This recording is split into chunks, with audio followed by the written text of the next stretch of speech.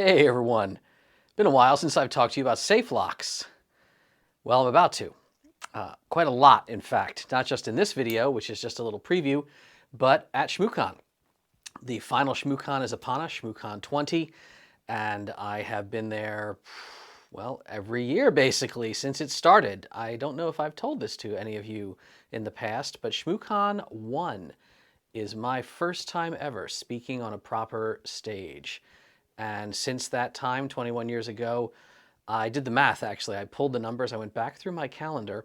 Do you know I have attended something like 400 HackerCons in my life and other events if you broaden it all the way out to government visits and sites that I've trained at and Black Hat and SANS and all the professional stuff, but it's mostly been HackerCons, Kakalaki-Con and back at Source Boston and oh my God, up and down the East Coast. When I was, man, if it was within driving distance of me in Philadelphia, I basically showed up. I was going to like 2 and 3 cons a month.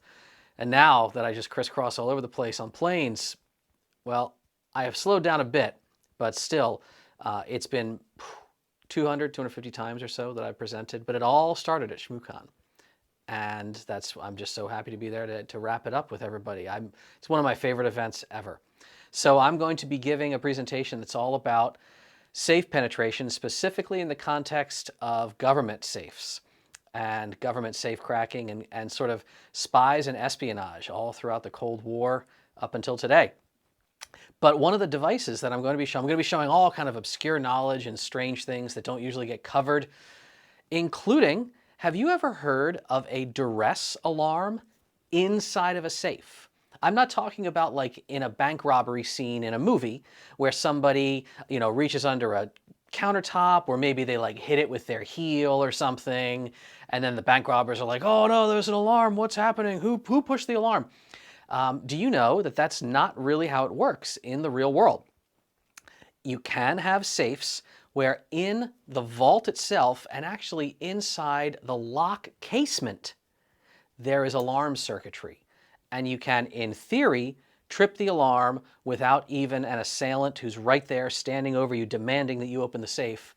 They wouldn't even know. And here we have an example of that. So this is a model by Lagarde. This is just kind of their standard, 3330 lock. It's their workhorse of a lock, but it has some extra features. And if we zoom in and take a closer look, you'll be able to see these switch contacts.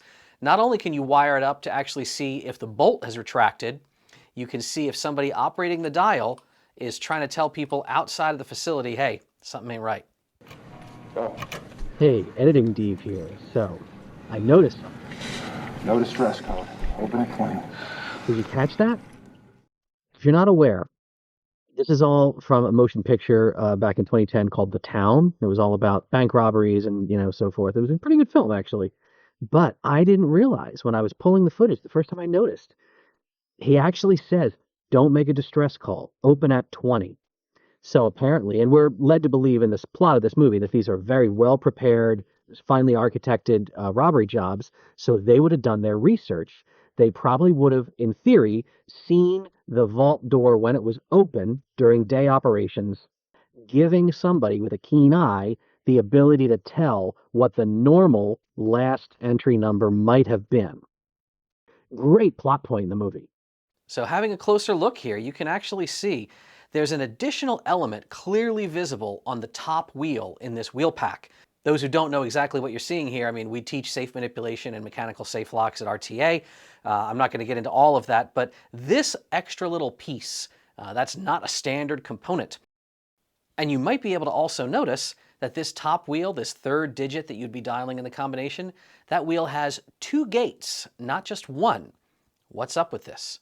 Well, that extra gate, that is there to allow the fence to drop inward out of the normal position. If that happens, you can actually see during this dialing sequence here, this is a normal dialing sequence. All right, we dial left, we dial right, we dial left, we dial right. The safe lock opens up as expected. And in the case of this model of lock, the actual bolt work circuitry would alert. But what if someone's standing there and they're demanding that you open the safe and this is not normal operation? Well, you can look like you're dialing the numbers this way and that way, but if you overdrive the wheel on the last digit, the standard procedure is 10 digits higher. So instead of 50, we drive it to 60. Now look what happens. Ka-chunk. That little trigger flips inside the lock casement and actually hits the switch that would send a signal to people outside. Indeed, duress alarms, something that unless you're a safe technician, you're just not encountering very much in your average life.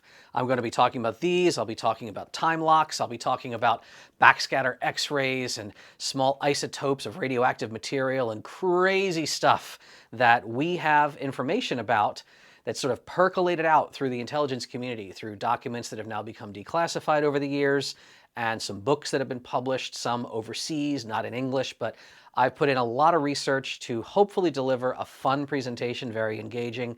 If you can make it to ShmooCon, I know it's not an easy thing, please come by and say hi.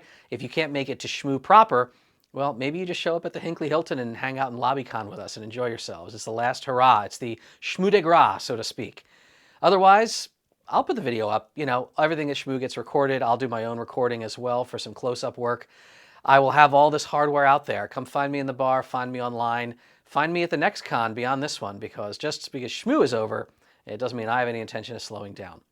I'll catch you out there somewhere in the hacker world or in the airports or just on the internet, you know. I enjoy hearing from you. I hope you had a very good holiday season. I hope you have a safe and happy new year. I will see you all in 2025. Stay safe out there.